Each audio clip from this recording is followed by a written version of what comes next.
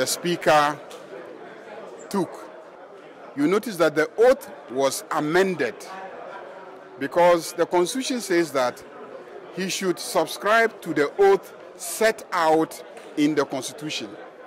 Now, the oath set out in the Constitution is not exactly the same thing as the oath that the Speaker swore to in Parliament. There was an attempt to amend the oath to take into consideration the manner in which the Speaker is ascending to the role of an acting president. In the one in the Constitution, it says elected to the office of president. But if you listen carefully, that portion was omitted to take into consideration the procedure by which he became an acting president.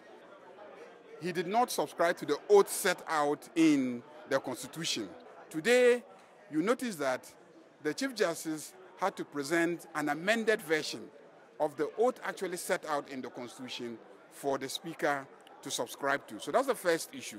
The second issue that the minority leader raised is a matter that has been raised before by one Professor Stephen Asare, which went to the Supreme Court, that it is when the president or vice president, when both of them, the president and vice president, are unable to perform their functions, that the Speaker can then take on the role of an acting president.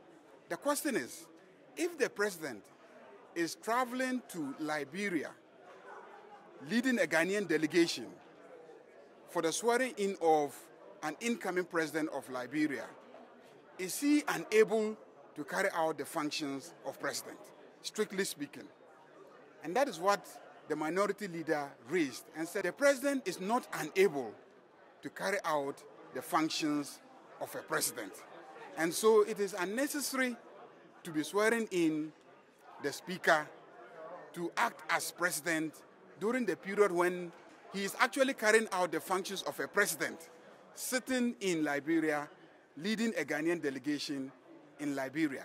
So that is the issue that we are raising, that we should review this practice where a president is actually carrying out the function of a president elsewhere, and then we bring in a Speaker to act as a president.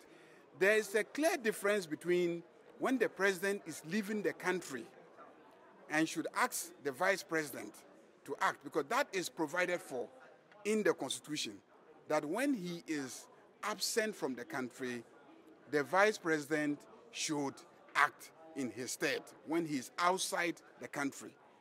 But Article 60, Clause 11 is completely different, because it says that where the president and the vice president are both unable to perform the functions of the president, the Speaker of Parliament shall perform those functions until the president or the vice president is able to perform those functions or a new president assumes office, as the case may be.